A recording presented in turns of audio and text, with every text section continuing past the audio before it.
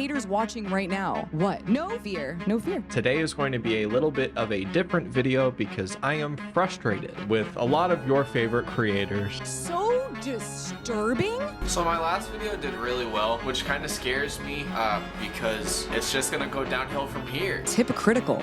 This is me checking in. It hurt me. Have you ever given money to a streamer because they begged for it? Have you done enough to be in the good graces of our saintly YouTube advocates? Have you donated all of your money to Jake Doolittle's Never Stop charity? Or have you praised Alexa Nikolas for her perfect work on Eat Predator? If not, you might be a bad person. Or maybe it's all just lies. Alexa Nikolas's recent issue with Tenbarge and McIntyre really shows her extreme sensitivity for anything that's not glowing praise or any basic kind of question. While Jake Doolittle's 2024 issue of the year was the fact that his more successful coworkers were not giving him enough money or intrigue for his charity. So clearly, they must be bad people. Both of these responses had some really, really bad live streams attached to them and shows that what they actually felt like in the moment of these situations was pretty entitled, to say the least. There was one point in time where I actually liked both of these people. I appreciate Alexa Nikolas speaking out against Nickelodeon and sharing her story, and I also enjoyed some of Jake's earlier YouTube videos. But over time, they both got more focused on just themselves and annoying, so I unsubscribed. Advocates are so needed in today's world, but the problem is when online advocates that are also content creators become more and more focused on themselves instead of the groups that they're supposed to be advocating for, it kind of causes a lot of people to have distrust in charities, nonprofits, advocacy groups overall, and it does more harm than good. Also, everything is my opinion and my opinion alone, so help me God, and is not intended to come at either of these people. Please don't attack or harass anybody. Just let me know what you think in the comments below. Please subscribe and hit the notification bell for more very candid videos coming up. I'm planning on doing one a week, so please subscribe for more. Power to survivors! Protect survivors, not predators! Protect children, not predators! Survivors united will never be divided! Protect survivors, not predators! Survivors, not predators. She just started chanting. Survivors, not predators. All of us, not only is this about child star exploitation or child star abuse, this is for survivors everywhere. It's time to give the power to survivors and to believe them and to want them to get justice for what happens to them and to not defend the person that harmed them. And that's for everyone. First, I want to say that I think it's great that Alexa Nikolas talked about her story on Nickelodeon and exposed a lot of the really messed up situations that have been happening to child stars for a long time. Alexa Nikolas was a child actor who kind of hit her big break in Zoe 101, where she played Nicole. Now, I didn't get to watch it that much growing up, but when I sneaked it, I did like it. Alexa ended up leaving Zoe 101 after 2 seasons amongst alleged bullying and other issues that she had while she was on the show. Alexa founded Eat Predators in 2022 with her YouTube channel, which is actually a for-profit advocacy group. It was specifically for her and her YouTube channel to do protests and to also eat predators, especially in the entertainment industry. This is so important. But over time, it seemed like the channel Eat Predators really morphed from being about victims to being about Alexa. Now, I understand that Alexa herself is a victim and she can absolutely share her story, but it became about the people in her own group that were also survivors, her feeling attacked, having a platform to attack them back. Pro not harassing survivors, that means don't harass survivors. Simple. Now, Alexa's first controversy was over her monetization of these protests. Now, I personally didn't really have an issue with that, but clearly it became a slippery slope. Alexa's most recent drama has to do with Tenbarge, who's a journalist. She had reached out to Alexa to ask a list of questions about Drake Bell and his victims. You might ask, what does Alexa have to do with Drake Bell, besides the fact that they were both on Nickelodeon? Now, Alexa had originally made a video about Drake Bell and his victims, talking about what had occurred and eating him as a predator. But after they were on the Quiet on Set documentary together, she took down that video and didn't say anything. She didn't say anything for a while. People were calling her out on it, being like, don't you support all victims? Does it change when you get to know a predator?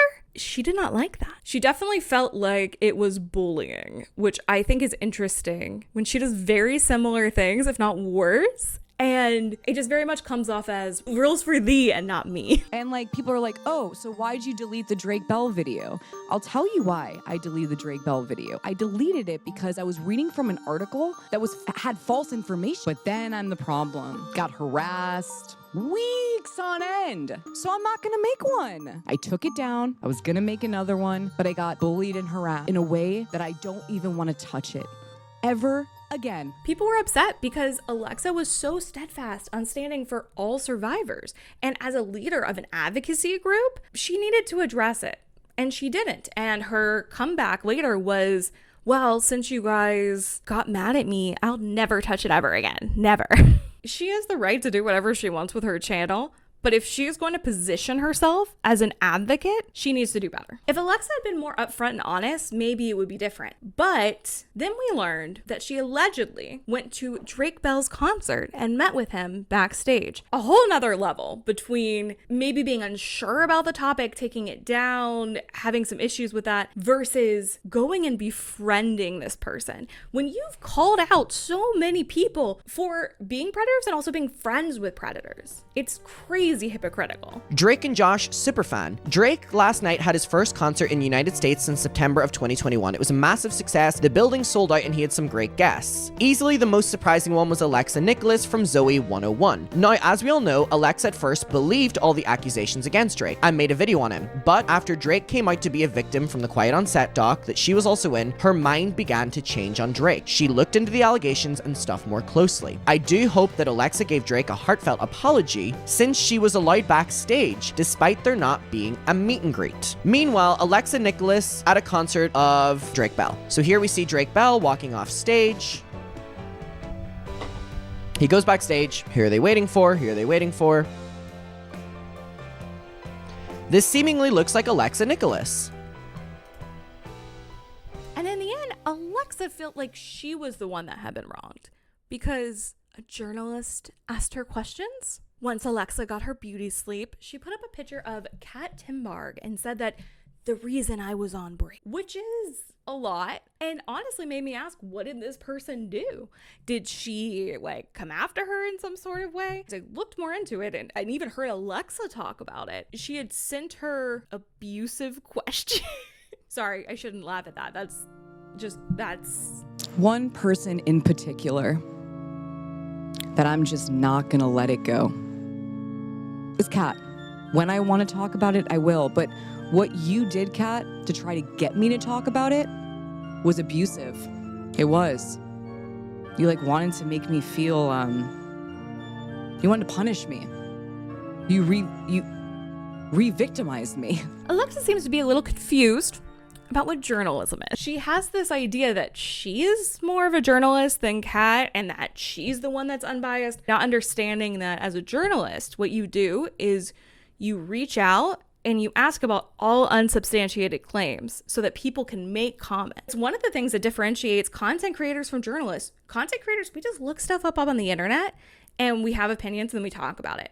If I was a journalist, I would need to follow up with everyone that I'm talking about. I would need to make sure that I am unbiased and that I'm asking from all sides, that I'm reaching out to people on both sides of the issue. Now, I don't have to do that, but if you were a journalist, you would. And so when Alexa got asked questions that had to do with both Eat Predators and the Drake Bell video, she got incredibly defensive. Adam McIntyre, a drama YouTuber, he made a video and honestly was very kind in my opinion. He kept saying that he appreciated what Alexa had done with Nickelodeon and speaking the truth, but she was clearly off on this one. He really just said that it wasn't a good look and that he hopes that she addresses it. And her response to that was to say that she was being bullied again and moved up her live stream to be even sooner. Always a good idea. Are you guys getting the vibe? The Kat doesn't like me? Let me know that she believed them. Again, dehumanizing me. What'd you find out? That I was being attacked. What did Neela call me? Oh yeah, a washed up child star. Oh yeah, she said she was smarter than me.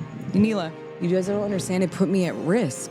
And now I have people like Kat who encourage that type of behavior. While we're watching the live stream and seeing her defend herself, it's just not a very good job. I guess that's why I did it in quotation marks. It was a really rough live stream. Alexa's husband was in the chat defending Drake Bell, and Alexa was calling what, in my opinion, were just very normal journalistic questions, and in the chat's opinion, to be honest, and calling them abusive. She was throwing around a lot of big words that are actually like really important, and to use that so callously, honestly, is kind of fucked up. Now, I don't know what Kat's article would have completely encompassed. It never came out, and that's because Alexa Nikolas is irrelevant. Now, the only reason that I say that is because, oh my gosh, she got so upset when Adam McIntyre read a tweet saying that the reason that it didn't come out was because she wasn't relevant enough. And she harped on that during the live stream, more than almost like defending herself. She was so mad that she got called irrelevant. You guys can go ahead and be mean girls and say the article didn't come out because I'm irrelevant. Nice. Not true. That article didn't come out not because I'm fucking irrelevant. Get real. I'm not gonna say you're irrelevant. You're relevant. Don't ever fucking call me irrelevant again. And it's not because I'm irrelevant. Please go full screen, because I really want Kat, you're watching. Why are you letting Adam be a mean girl, a mean kid, a mean adult, and say that it's because I'm irrelevant? Why? Why? It's false. And you know that. But it's because I'm irrelevant. And then we can let people decide if the article didn't come out because I was irrelevant or not. Dehumanizing with labels. Irrelevant. Woof. Again, it's about ratio. And you're smarter than me. And I'm irrelevant. My God. I'm sorry your article wasn't able to get published because I'm irrelevant. That I'm irrelevant and you couldn't get the whatever out there. I thought you would never like someone saying that a survivor was irrelevant. Girl, you're irrelevant, I'm irrelevant, we can all be irrelevant together. It's fine. Now, I do want to say that I believe Drake is a victim, and that I also believe Drake's victims. I think that two things can be true at once. Like the fact that Alexa is irrelevant, and I'm even more irrelevant. So, we can talk about her on YouTube. Journalists are supposed to be impartial, because sometimes people lie, so they need to ask all of the questions to everyone. But Alexa seems to think that she gets to be the arbiter of truth and should be the only one that gets to question other people while no one's allowed to ask her questions. And if she wanted to, she could have just said no comment and walked away, like every company does when you ask them for comment, I feel like. That's her prerogative. But Alexa kept going on about how Kat was cold to her, how she had cried out her heart to her when she was trying to ask her questions and told her all the horrible things that her stalker had done. Then talked about how cold Kat was. I think that's just unbiased. I think that she was just listening and taking it in as an interview and not as your therapist. I called you and I cried to you and I told you how heartbroken I was, that you were platforming my stalker, that I was scared. I have a daughter. You didn't give a fuck. You were cold as ice. Why are you trying to make articles about me? Kat, why are you making articles about Drake Bell? He's a victim, I'm a victim. What's the point of it? Not attacking, it's reporting. I'm reporting, like you.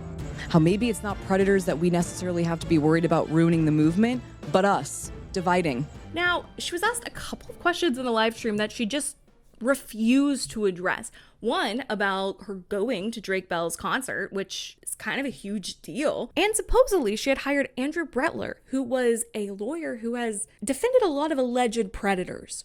Bryan Singer, Prince Andrew, Colleen Ballinger, a lot of names I wouldn't want to be associated with personally.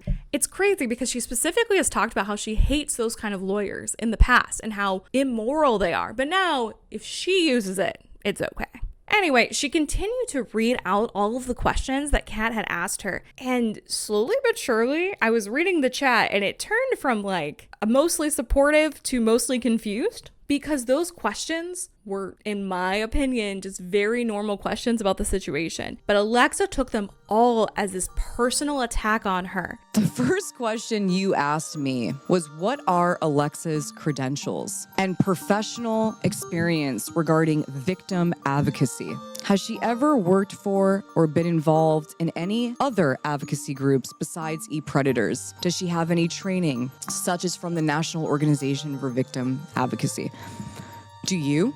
In February 2023, Alexa told Rolling Stone she planned to refile her SA and grooming suit against Milos. What is the status of that case? Was it refiled? None of your fucking business. Based on information from 3 sources with direct knowledge, can you just get evidence? Based on information from 3 sources with direct knowledge and claims, oh, and here it is, made in legal documentation. Is it correct that attorneys, oh, and here it is, Kat. Here is proof that you were using my stalker's filing, which was to further harass me and my family, and maybe to get you to send this email. Here you are citing him. Based on information from 3 sources with direct knowledge, is it correct that Alexa initially assumed a highly visible ambassador role? Wow. Within e-predators as the member with the largest pre-existing social media following. So you just wanted me to be the person selling Neutrogena. Why did Alexa establish e-predators as a for-profit entertainment company with Alexa serving in every executive position? Kat, it's called a podcast. It's called a YouTube channel. This is not a nonprofit. Did Alexa offer to pay an e-predators Discord moderator California minimum wage? Guys, I was getting $500. These were also independent contractors. These weren't employees. It's I told them exactly what my budget was, how many hours, and how they had to clockify it. How does Alexa respond to the claim that she obtained a restraining order against a former e-predators member on false or incomplete pretenses based on claims within the April 10 filing and information from 4 sources? You don't believe me? Guess none of the rules apply to Alexa. Alexa can network with predators, she can have predatory lawyers, but we can't. Alexa has e-predators as a for-profit company, which is not a big deal to have just generally as a podcast or a YouTube channel, but when she positions herself as an advocacy group that is fighting for all survivors, it can get really problematic, especially when she's having volunteers or people that are paid below the California minimum wage to do work for her. When you have a for-profit company, you have a higher standard, in my opinion, for what you have to pay people. Accepting volunteer work, it gets a lot sketchier. Maybe it started off well as a true advocacy group that was trying to protest and everything, but eventually kind of became more about Alexa and her crappy merch that she wants to sell. What is it with both of these people and weird merch? I don't understand. There has been no YouTuber who has ever inquired or donated any money to Never Stop. Never Stop? Never Stop. Jake had created a nonprofit called Never Stop, and it was specifically to help people that had chronic conditions or other medical expenses. And as its own is a really great idea. Being disabled in the United States is a literal nightmare. It's horrible. So creating a charity for people to be able to have their needs met is a great idea. But you're a YouTuber with 300,000 subscribers. I mean, not anymore, but you were. I think you have the ability to donate a lot more than your average person would. So guilting your audience is kind of a shitty way of getting those donations. He said he was disappointed in commentary YouTubers. Commentary channels can have a ton of issues. Sure, I'm ready. He put I Am Alex and Cody Ko on the thumbnail. Both people who have done horrible things to women. I'm not going to go into them in detail here, but both of them are genuinely bad people. So to clickbait violence against women and then just go on about how some people aren't giving me money for my charity, guys. It's worse than a usual clickbait. That's kind of fucked up, honestly. Saying that they're bad people for not donating or inquiring, which is not even true, by the way. I'm gonna show later in this video that there are influencers that have helped him fundraise before. Not even that long ago. He's just mad. All of this you can write off on your taxes. I don't know how many times I have to say this. These are people who are getting a shit ton of money and will not know what to do a tax time. And this is a way to offset that fucking tax bill. But I guess there's no knowledge there. So I want there to be some kind of mutual understanding between you and I, the audience, that there's no support here. I have a bunch of people who follow me and have unfollowed me, who have had multiple opportunities to change the lives of people who, by the way, are also fans of them. Like, a lot of us have crossover in our audiences, and it's super frustrating because, you know, they have an opportunity to give back to the audience who has changed their lives, and there's no willingness to reciprocate it. In this video, because Giving Tuesday just happened, we got $20 or something, and as of recording, if you're self-employed, you've got a few more days to offset your tax bill, and so I'd like to fucking call on you to do that. We got like a lot of support from the last video, but we actually received the biggest donation we've ever received, and I got to text that person and thank them, which was amazing. Jake Doolittle, another very entitled advocate, got very upset in December of 2024 when he said that other YouTubers were not inquiring or donating to his charity. How dare they? Can you imagine any other charity being like, why are people just not supporting me? Instead of complaining about it, why don't you convince them? Instead of guilting them in their DMs, why don't you show the good that you're doing? And then maybe people will want to support you. But no, that's a little too hard. That takes a little too much effort. So Jake Doolittle likes to just guilt people into giving him more money. And unfortunately, as we've seen from this past video that he deleted very quickly, his audience did. That's one of the most frustrating things about Jake Doolittle, is that not only is he in DMs trying to convince other YouTubers to support him and is mad that they just don't respond back, but he also guilt trips his audience a lot. That he got a lot of donations from this guilt trip. It worked. I mean, a lot of people don't like him now, and it seems like he intertwines his own desire for getting views and growing his channel with his charity growing. And when you intertwine those two things, you're able to complain about the charity, but still be a little mad that I'm not getting views or I'm getting ghosted. It's very self-involved. I was in New York City for SNL. Everybody else was in the city for Curtis Connor's stand-up show with special guest Danny Gonzalez. After working the show Saturday night, Danny, Curtis, Laura, and Jenna had all rented out an Airbnb, and they had an open bed that I could sleep on for the night, so I took advantage of that. Now, Jake Doolittle is a YouTuber who is kind of known as being friends with Danny Gonzalez, Drew Gooden, Curtis Connor, and also with AB from H3. All of this has kind of since changed, but at a certain point, he kind of positioned himself as similar to those other YouTubers, which, let's be honest, it's just not true. Like, I'm not on the same level as Jake Doolittle, and Jake Doolittle is not on the same level as, like, Drew Gooden. Sorry. The first video that I ever saw of Jake was the one that he did with Drew Gooden, as I'm sure it was for thousands of people. And a lot of people found him from those collaborations. I subscribed to him after that. I watched a bunch of his videos. He started really annoying me, and then I unsubscribed. He offered to take pictures of me at the Creator Clash, and I said, I appreciate the offer, but I'm gonna be really busy, this and that. And then I met him in the lobby of my hotel. He kept asking me to collab with him over and over, and I explained to him I don't do collabs, you know, it's nothing against him, I just don't do it. But he kept asking, and he was very persistent, and eventually he's like, it won't take long, it's just real quick, 20 minutes, whatever it was. Eventually said yeah. He did not have a lot of followers, I was just doing it as a favor. But he at one point was like, oh, you just had on Curtis Connor, who's a friend of mine, so you need to come on my channel. And he just made it seem like he's really close with all these guys. I don't know if he is or not, but. Are you open to commissions at all? I have a clothing brand and fund for people with chronic illness. I'd love some stuff for it. Bro, come on my channel, please. This is me reminding you to come on my channel. Excuse me, are you doing videos with people now? Now, back to the 2023 December event. Jake had talked about how Ethan Klein, leader of H3, had apparently faked an illness and made money off of it, all of which does not seem to be true at all. It's honestly a crazy video. I could dive into it another time. Let me know if you want to. But absolutely, he used his relationship with people on the crew to like speak of them worse. And what's so interesting is that his friendship with people on the crew, a lot of them was like him just asking over and over again for them to collab. Some of it's just trying to network, and I get that. That makes sense. But especially with AB, it seemed like he was pressured based on guilt and kind of AB doing charity work a little bit. I think that it's just so ironic that it's never enough. I think the craziest thing is that Jake's not even right. He absolutely has made fundraiser videos with Drew Gooden for his nonprofit a year ago. It's not even that long ago. There's no way you forgot that and you're mad that he's not just shilling out more money to you. He helped you make a fundraiser video. I don't think anyone else would have watched that Kids Bop thing if he wasn't in it. There has been no YouTuber who has ever inquired or donated any money to Never Stop. I've actually even sent merchandise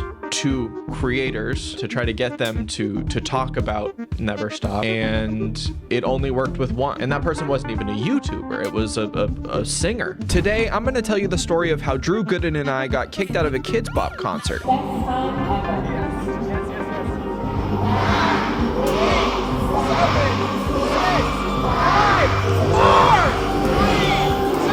my God! Thank you, Drew, for doing this with me. Yeah, no problem.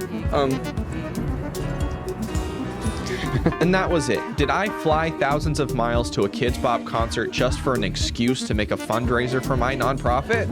Yes, but it will help a lot of people in need, and I can't thank Drew Gooden enough for coming along for this insane ride. The links to Never Stop clothing and the fund will be in the description below, as well as a fundraiser somewhere over here. One of the things that made that whole blackmail, rant, give me your money, give it to my charity thing that was so funny was that his charity site wasn't even set up. No, it was like half functioning. It was hard to move around. His expectations for other people are so high that even when other people do fundraising videos with him, it's not enough. People do a collab with him, it's not enough. But he hasn't even built the website. Why are your expectations so low for yourself? So high, everyone else. But I would like you to know that I am going to name names at some point, possibly next month or so, if my following up with these people amounts to nothing and I keep getting ghosted. A lot of these YouTubers love talking about holding people accountable for their wrongdoings and all that kind of shit, but when I try to say, hey, if you have any extra money, we are giving $500 a month. I know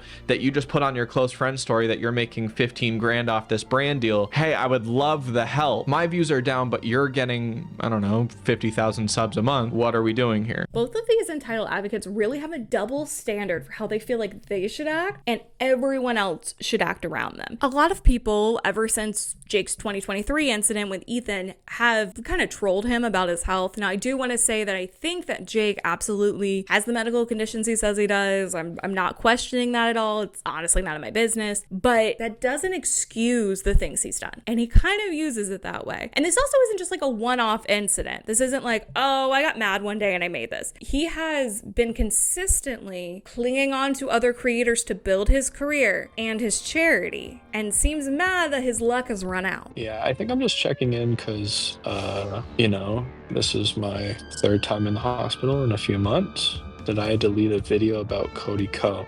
Oh, it wasn't about Cody Ko. I was just mad. I thought I would talk about something that was close to me. And last time that happened, that didn't go well. So I do apologize for that. It's just bad timing. Like, I really wish that I could take care of this stuff and then like mentally and physically prepare for like another online thing. I'd really like that. Now, I understand that disability in the US is absolutely horrible. It's hard for a lot of us, and it's absolutely a nightmare. And I think that that's great that he's doing a charity like this. The biggest issue is the way he goes about it. A lot of it seems to be based on guilt. Guilting AB into being in a collab with him. Guilting other people into giving him more money. I think one of the saddest things about the video, not just was he trying to turn an audience against certain creators, which didn't work because, as he himself says, a lot of them watch those YouTubers too. And also a lot of people just saw through it. It's kind of funny when you make your career off of collabing with other people and then you badmouth them, you know, a good amount of your audience probably likes them. It's not gonna go super well. It doesn't seem like the smartest move in my opinion, but whatever. What I think is so crazy is Jake isn't a tiny YouTuber. He has 300,000 subscribers. He could absolutely fund the charity and promote it on his site. He talked about how he had done an event recently that he didn't promote at all. Why are you mainly promoting it in other influencers' DM and not like promoting it to your audience? And maybe actually, instead of guilt tripping people, just trying to show the positives of your charity. You say that you have stories, put them out there. Your website's not done, you're not promoting it, but you have 300,000 subscribers, and I'm sure that they can't donate. You've sold enough vibes to cover. It's almost like Jake feels like because he's gone through a lot that he's now owed a lot, and I understand that. I'm sure what he's gone through is hard. I am not discounting that at all. A lot of us go through hard stuff, but his expectations on other people that aren't his like close friends and family but are co-workers, like let's be clear, YouTubers are co-workers, to donate and to consistently raise it up is ridiculous. And you want to know what's crazy is they have. I'm not necessarily with the donating, I don't know that, but Drew Gooden made a video a year ago about Kids Bob with him that was completely a fundraiser for his charity, where he spends the first like 5 to 10 minutes just going over his charity, and then we get like 10 minutes with Drew, and then it's like done. You're getting support. It's just not good enough for you. My mom was helped by your charity. I mean, it doesn't. I appreciate it, but nobody believes it. How I feel like there's been no support. Put the phone down.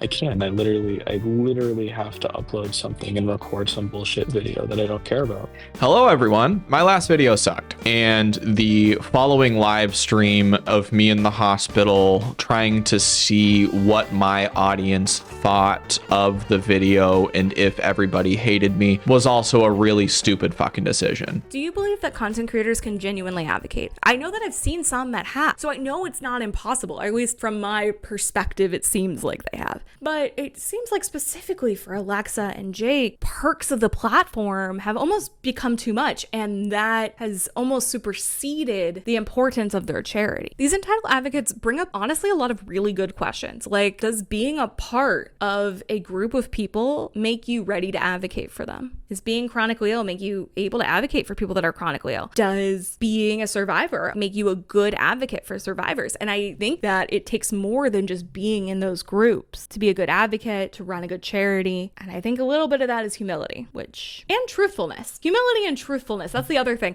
Not only are these two people not humble, but they are also inaccurate, and they double down on it. And I don't understand why. Are there other entitled advocates that you've seen out there? I'd love to hear about them in the comments down below. Thank you guys so much for watching. Please like and subscribe for more very candid videos. And always remember, live streams are never the answer. But who are you now? What have you personally become? I'm not getting views. Here's the thing, if that was on Patreon, it would be fine. I did so much for survivors, and I realized that it wasn't enough for them. Everything was bad. I came across as annoying and entitled. Power to survivor! Wait, why aren't you... Wait, why aren't you going on?